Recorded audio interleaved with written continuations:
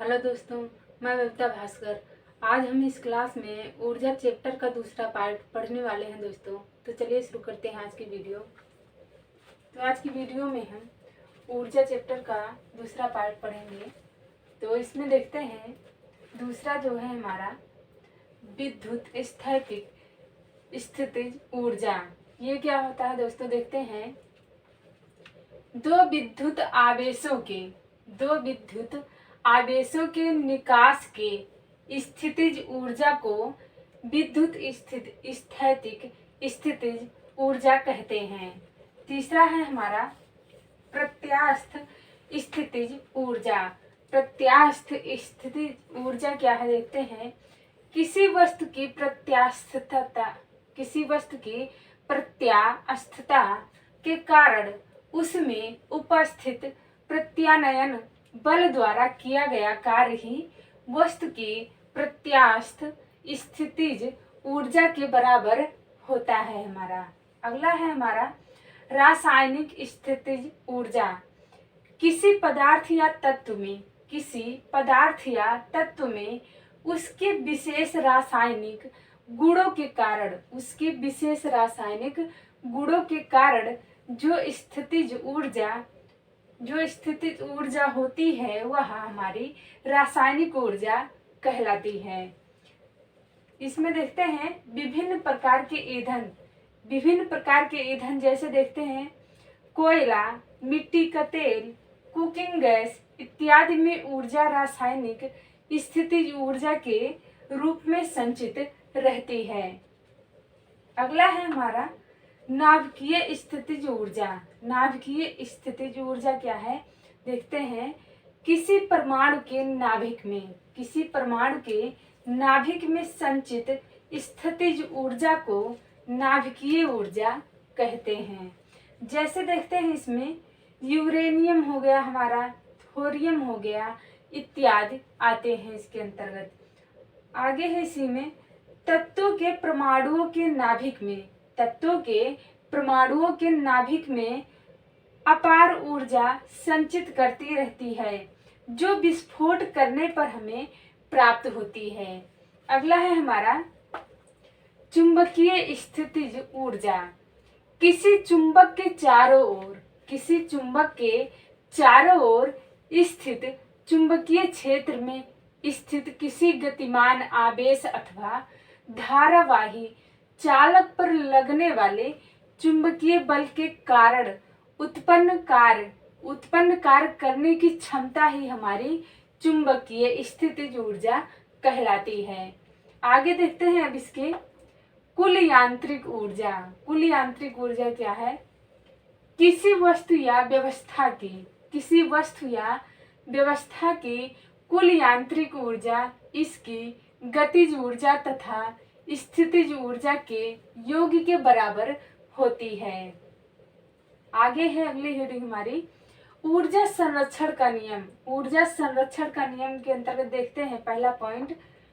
इस नियम के अनुसार ऊर्जा को ना तो उत्पन्न किया जा सकता है और ना ही नष्ट किया जा सकता है, परंतु ऊर्जा का एक रूप को दूसरे रूप में जो है दोस्तों रूपांतरण किया जा सकता है, यानी कि परिवर्तित किया जा सकता है। इसे ही ऊर्जा संरक्षण का नियम कहते हैं। आगे देखते हैं दोस्तों उदाहरण इसके।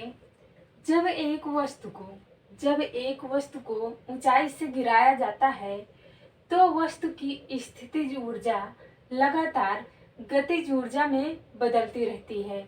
आप किसी वस्तु को दोस्तों ऊपर से अगर गिराते हैं तो वो गति जितना ऊपर से आप गिराएंगे उतनी ही गति से वो नीचे आती है और वह स्थितिज ऊर्जा में लगातार गति ऊर्जा में वस्तु की स्थितिज ऊर्जा जो होती है वही हमारी गति ऊर्जा में बदलती रहती है। दूसरा पॉइंट है इसमें, जब एक वस्तु की ऊर्ध्वाधर यानी कि जब किसी वस्तु को आप ऊपर की ओर फेंकते हैं या फिर फेंका जाता है तो वस्तु की गतिज ऊर्जा लगातार स्थित ऊर्जा में बदलती रहती है। अगर आप किसी वस्तु को दोस्तों ऊपर की तरफ फेंकते हैं तो जो ऊपर की तरफ फेंकेंगे आप वो गतिज ऊर्जा से लगातार दोस्तों वो स्थितिज ऊर्जा में बदल जाती है या बदलती रहती है। जैसे देखते हैं दोस्तों, गतिज ऊर्जा को के शॉर्ट फॉर्म में, इसका फुल फॉर्म है काइनेटिक एनर्जी प्लस स्थितिज ऊर्जा को पोटेंशियल एनर्जी कहा जाता है। शॉर्ट में इसको पी लिखा जाता है दोस्तों। बराबर होगा हमारा नियतांक। नियतांक का अर्थ है जो स्थिति बदले ना दोस्तों। या फिर 1/2 बराबर mv² प्लस mgh बराबर नियतांक हो गया हमारा। अब आगे देखते हैं, इसमें ऊर्जा का मूल स्रोत सूर्य है। ऊर्जा का मूल स्रोत सूर्य है। पृथ्वी पर जितने ऊर्जा के स्रोत हैं, पृथ्वी पर जितने भी ऊर्जा के स्रोत हैं दोस्तों, उन सब में सूर्य की ऊर्जा ही किसी न किसी रूप में विद्यमान है। जैसे कि सूर्य जो है दोस्तों ऊर्जा का सबसे बड़ा स्रोत है। सूर्य से ही हमारा जीवन, वायुमंडल सब चीज है। सूर्य से हमें प्रकाश मिलता है, जीव जंतु को प्रकाश मिलता है, ऊर्जा मिलती है, और पेड़ पौधों को मिलता है। पेड़ पौधों से जो है हम लोगों को भी ऑक्सीजन मिलता है। हम लोग इसी यानी कि सूर्य की ऊर्जा से ही दोस्तों पृथ्वी निर्मित है। यानी कि पृथ्वी का निर्माण सूर्य के ही ऊर्जा पर ही निर्भर है। सारे जीव जगत भी सूर्य के ऊर्जा पर ही निर्भर करते हैं। आगे है इसमें ऊर्जा के विभिन्न स्रोत। ऊर्जा के विभिन्न स्रोत देखते हैं। ऊर्जा के निम्नलिखित स्रोत हैं। जैसे इसमें देखते हैं सौर ऊर्जा। सौर ऊर्जा जो है दोस्तों सूर्य द्वारा उत्सर्जित ऊर्जा को ही दोस्तों सौर ऊर्जा कहा जाता है। सूर्य से जो ऊर्जा निकलती है दोस्तों उसे ही सौर ऊर्जा कहते हैं। आगे है जीवाश्म ऊर्जा। जीवाश्म ऊर्जा क्या है? लकड़ी तथा कोयला जलाने से प्राप्त ऊर्जा। लकड़ी तथा कोयला जलाने से दोस्तों जो हमें ऊर्जा प्राप्त होती है उसे ही जीवाश्म ऊर्जा कहते हैं। जीवाश्म ऊर्जा। अगला है हमारा जल ऊर्जा। जल ऊर्जा क्या है? यह बहते जल की गतिज ऊर्जा है। यह बहते जल की गतिज ऊर्जा है जल ऊर्जा। अगला है हमारा पवन ऊर्जा। पवन ऊर्जा क्या है? यह गतिशील वायु की गतिज ऊर्जा है। यह गतिशील वायु की गतिज ऊर्जा है जिसे पवन ऊर्जा कहते हैं। आगे है नाभिकीय ऊर्जा। नाभिकीय ऊर्जा क्या है? नाभिकीय प्रक्रियाओं में मुक्त ऊर्जा। नाभिकीय प्रक्रियाओं में मुक्त ऊर्जा को दोस्तों नाभिकीय ऊर्जा कहते हैं। अब आगे देखते हैं इसमें ऊर्जा स्रोतों के प्रकार। ऊर्जा स्रोतों के क्या प्रकार हैं देखते हैं। इसे मुख्यतः दो भागों में विभाजित किया गया है। पहला है इसमें नवीकरणीय ऊर्जा स्रोत। नवीकरणीय ऊर्जा स्रोत या ऊर्जा के असीमित स्रोत। ये ऊर्जा के वह स्रोत हैं जो पृथ्वी पर असीमित मात्रा में उपलब्ध हैं तथा विभिन्न प्राकृतिक क्रियाओं द्वारा जिनका पुनर्निर्माण होता रहता है। असीमित यानी कि बहुत मात्रा में दोस्तों, ये जो है असीमित बहुत मात्रा में है, जो कि इनका मतलब ये खत्म भी होते रहते हैं और पुनः इनका निर्माण भी होता रहता है। इसे असीमित ऊर्जा के नवीकरणीय ऊर्जा या असीमित ऊर्जा के असीमित स्रोत भी कह सकते हैं। जैसे देखते हैं इसमें सौर ऊर्जा है, वायु ऊर्जा है, जल ऊर्जा है आदि है। इसमें लिखा गया था तो विभिन्न प्राकृतिक क्रियाओं द्वारा इनका पुनर्निर्माण होता रहता है और ये खत्म भी होते जाते हैं, यूज में भी आते हैं और इनका निर्माण भी लगातार होता रहता है। दूसरा है इसमें अनवीकरणीय ऊर्जा के स्रोत या ऊर्जा के सीमित स्रोत, यानी कि इनका निर्माण नहीं होता है, ये कम मात्रा में सीमित मात्रा में है। देखते हैं ये ऊर्जा के वह स्रोत हैं जो पृथ्वी पर सीमित मात्रा में उपलब्ध हैं तथा प्रकृति में जिनका पुनर्निर्माण भी नहीं हो रहा है। उदाहरण देखते हैं इसका, जैसे कोयला, पेट्रोलियम पदार्थ, प्राकृतिक गैस आदि। आगे है ऊर्जा का रूपांतरण। ऊर्जा का रूपांतरण क्या है दोस्तों देखते हैं। ऊर्जा के एक रूप से दूसरे रूप में बदलने की प्रक्रिया। ऊर्जा के एक रूप से दूसरे रूप में बदलने की प्रक्रिया दोस्तों ऊर्जा का रूपांतरण कहलाता है। आगे देखते हैं दोस्तों ऊर्जा का किस प्रकार रूपांतरण होता है। तो इधर हमने लिखा है उपकरण और इधर लिखा है ऊर्जा का रूपांतरण। उपकरण में देखते हैं तो सौर सेल उपकरण है हमारा सौर सेल। तो यहाँ पर जो ऊर्जा का रूपांतरण होगा सौर सेल में वो होगा प्रकाश ऊर्जा को विद्युत ऊर्जा में परिवर्तित कर देता है या फिर ऊर्जा का रूपांतरण हो जाता है। आगे है डायनमो। डायनमो का दोस्तों यांत्रिक ऊर्जा को विद्युत ऊर्जा में परिवर्तित कर देता है। आगे है विद्युत मोटर। विद्युत मोटर में क्या होता है दोस्तों, विद्युत ऊर्जा को यांत्रिक ऊर्जा में परिवर्तन हो जाता है या परिवर्तित रूपांतरण कर दिया जाता है। आगे है माइक्रोफोन। माइक्रोफोन में दोस्तों ध्वनि ऊर्जा को विद्युत ऊर्जा में परिवर्तित कर दिया जाता है या हो जाता है। इसमें देखते हैं लाउड स्पीकर। लाउड स्पीकर में जो होता है दोस्तों ऊर्जा का रूपांतरण वो होता है विद्युत ऊर्जा को ध्वनि ऊर्जा में परिवर्तन हो जाता है। सितार का देखते हैं तो यांत्रिक ऊर्जा को ध्वनि ऊर्जा में परिवर्तन हो जाता है। आगे है बल्ब, ट्यूबलाइट, हीटर का जलाना। तो इसमें क्या होता है विद्युत ऊर्जा को दोस्तों विद्युत ऊर्जा को प्रकाश एवं ऊष्मीय ऊर्जा में परिवर्तित हो जाता है या रूपांतरण हो जाता है। आगे है मोमबत्ती का जलना। मोमबत्ती का जलना में देखते हैं किस प्रकार रूपांतरण होता है परिवर्तन होता है। तो रासायनिक ऊर्जा को प्रकाश एवं ऊष्मीय ऊर्जा में परिवर्तित हो जाता है। आगे देखते हैं कोयले का जलना इसमें रासायनिक ऊर्जा को ऊष्मा ऊर्जा में परिवर्तित होता है। आगे है हमारा विद्युत सेल में देखते हैं दोस्तों तो इसमें रासायनिक ऊर्जा को विद्युत ऊर्जा में परिवर्तित हो जाता है। आगे है इंजन में ऊष्मा ऊर्जा को यांत्रिक ऊर्जा में परिवर्तित हो जाता है। ऊष्मा ऊर्जा का यांत्रिक ऊर्जा में परिवर्तन हो जाता है। आगे है हमारा प्रकाश विद्युत सेल का दोस्तों प्रकाश ऊर्जा को विद्युत ऊर्जा में परिवर्तित हो जाता है या कर दिया जाता है। आगे देखते हैं आइंस्टीन का द्रव्यमान ऊर्जा तुल्यांक। इसमें क्या है पॉइंट में देखते हैं पहला इसमें आइंस्टीन के अनुसार प्रत्येक पदार्थ में उसके द्रव्यमान के कारण ऊर्जा होती है उसे द्रव्यमान ऊर्जा कहते हैं तथा द्रव्यमान को ऊर्जा में तथा ऊर्जा को द्रव्यमान में तथा द्रव्यमान को दोस्तों ऊर्जा में तथा ऊर्जा को द्रव्यमान में बदला जा सकता है।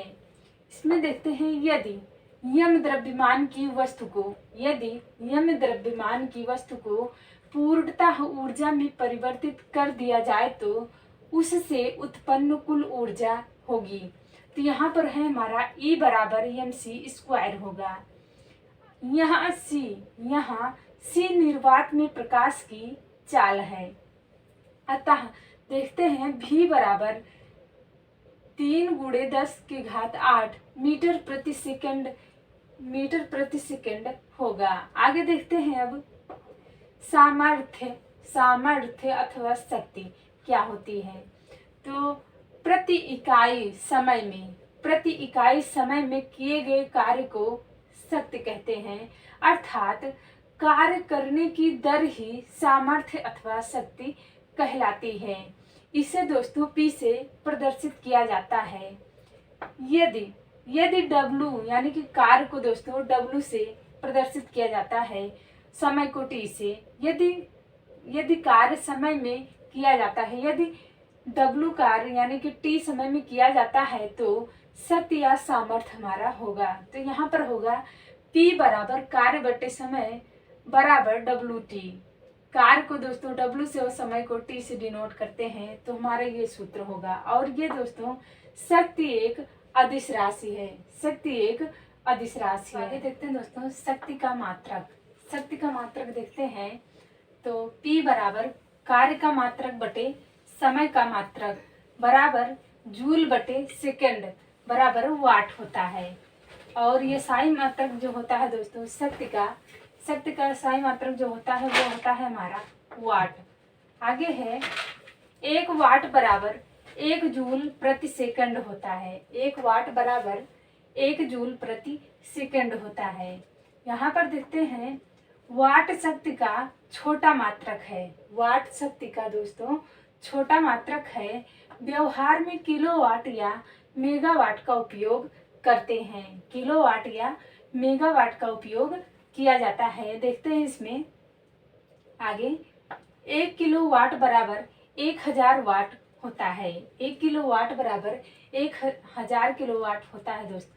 1000 वाट होता है, 1000 वाट होता है। आगे देखते हैं 1 मेगावाट बराबर जो होता है दोस्तों 10 की घात 6 वाट होता है हमारा। आगे है 1 हॉर्स पावर बराबर 746 वाट होता है हमारा। 1 हॉर्स पावर बराबर 746 वाट होता है हमारा। आगे देखते हैं ऊर्जा के अन्य मात्रक देखते हैं तो कार्य अथवा ऊर्जा का व्यावहारिक मात्रक किलोवाट घंटा है। कार्य अथवा ऊर्जा का व्यावहारिक मात्रक जो है दोस्तों वो है किलोवाट घंटा है। यहाँ पर देखते हैं आगे 1 किलोवाट घंटा बराबर 1 किलोवाट गुणे 1 घंटा बराबर यहाँ पर होगा 1 किलोवाट में जो है दोस्तों 1000 वाट होता है हमारा। तो 1000 वाट गुणे 1 घंटे में 60 मिनट होता है गुणे 60 सेकंड होता है। तो आपस में जब हम गुणा करेंगे तो हमारा आंसर जो निकल कर आएंगे 3.6 गुणे 10 के घात 6 जूल होगा हमारा। और यहाँ पर देखते हैं 1 किलोवाट घंटा बराबर होगा हमारा जो आंसर वो होगा 3.6 गुणे 10 के घात 6 जूल होगा। ये आंसर हमारा निकल कर आएगा।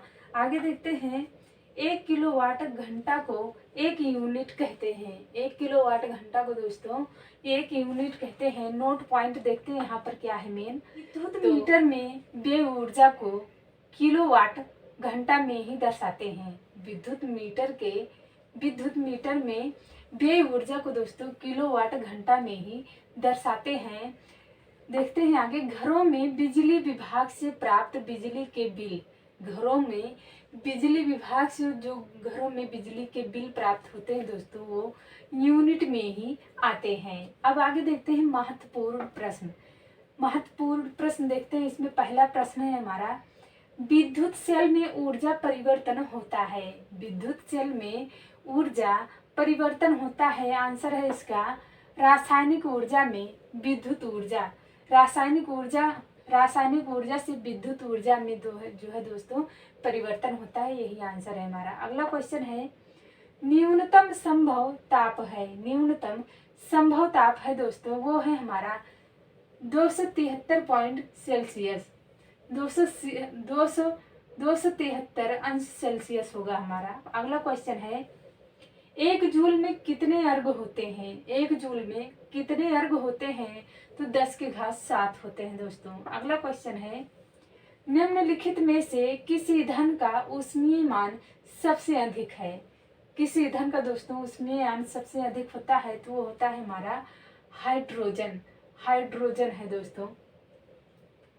और इसे भविष्य का ईंधन भी कहा जाता है दोस्तों। आगे है क्वेश्चन फोटो इलेक्ट्रिक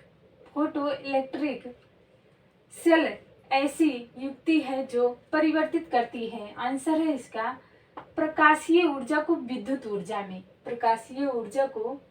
ऊर्जा में परिवर्तित करती है। अगला क्वेश्चन है ऊर्जा संरक्षण का आशय है कि दोस्तों आंसर है इसका ऊर्जा का ना तो सृजन हो सकता है और ना ही इसका विनाश हो सकता है। ना ही इसे दोस्तों उत्पन्न किया जा सकता है और ना ही इसे नष्ट किया जा सकता है ऊर्जा को। आगे अगला क्वेश्चन है आगे विद्युत उत्पादन करने में सर्वाधिक हिस्सा किसका है तो आंसर है हमारा ताप विद्युत का। अगला क्वेश्चन है हमारा नदी का बहता हुआ जल किस प्रकार की ऊर्जा संवहन करता है। ऑप्शन ए है गुरुत्वीय, बी है स्थितिज और सी है विद्युत, डी है गतिज ऊर्जा। तो कौन सी ऊर्जा, कौन सा ऑप्शन हमारा सही है?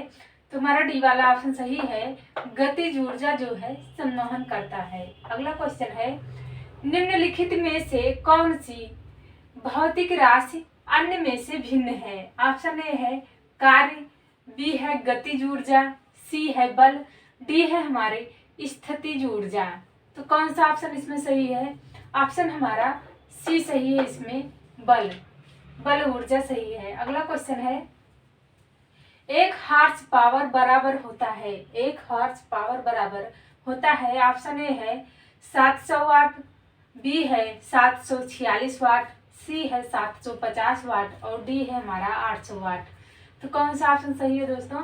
तो ऑप्शन हमारा इसमें बी सही है, 746 वाट होता है। अगला क्वेश्चन है, रासायनिक ऊर्जा को विद्युत ऊर्जा में रूपांतरण किसके द्वारा किया जाता है?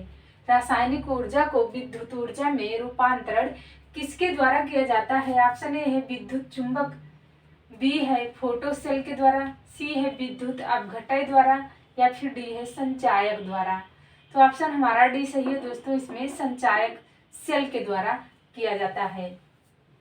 अगला क्वेश्चन है हमारा, बर्फ की गुप्त ऊष्मा है, बर्फ की गुप्त ऊष्मा है। ऑप्शन ए है 80 किलो कैलोरी प्रति ग्राम मीटर, बी है हमारा 80 कैलोरी प्रति ग्राम मीटर है, सी है हमारा 540 कैलोरी प्रति ग्राम मीटर है और डी है इनमें से कोई नहीं। तो कौन सा ऑप्शन सही है दोस्तों? तो ऑप्शन हमारा बी सही है, 80 कैलोरी प्रति ग्राम मीटर। अगला क्वेश्चन है, डायनेमो ऊर्जा परिवर्तित करता है, डायनेमो ऊर्जा परिवर्तित करता है। ऑप्शन ए है वैद्युत ऊर्जा यांत्रिक में, बी है चुंबकीय को वैद्युत में और सी है हमारा यांत्रिक को वैद्युत में या फिर डी है उपयुक्त में से कोई नहीं। तो कौन सा ऑप्शन सही है दोस्तों? हमारा सी वाला ऑप्शन इसमें सही है, यांत्रिक ऊर्जा को वैद्युत ऊर्जा में परिवर्तित करता है डायनेमो। अगला क्वेश्चन है हमारा, निम्नलिखित में से शक्ति का मात्रक कौन सा है? निम्नलिखित में से शक्ति का कौन सा मात्रक है? ऑप्शन ए है जूल, बी है जूल प्रति सेकंड, सी है जूल डैश सेकंड और डी है हमारा किलोवाट डैश घंटा।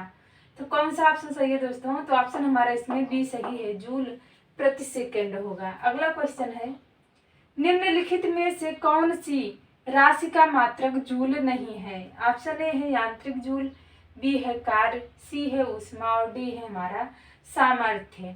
तो हमारा डी वाला ऑप्शन इसमें सही है दोस्तों, सामर्थ्य। अगला क्वेश्चन है, डायनेमो की खोज किसने की? तो डायनेमो की जो खोज करता थे दोस्तों वो थे हमारे माइकल फैराडे जी। अगला क्वेश्चन है, शुद्ध जल का अधिकतम घनत्व किस तापक्रम पर होता है?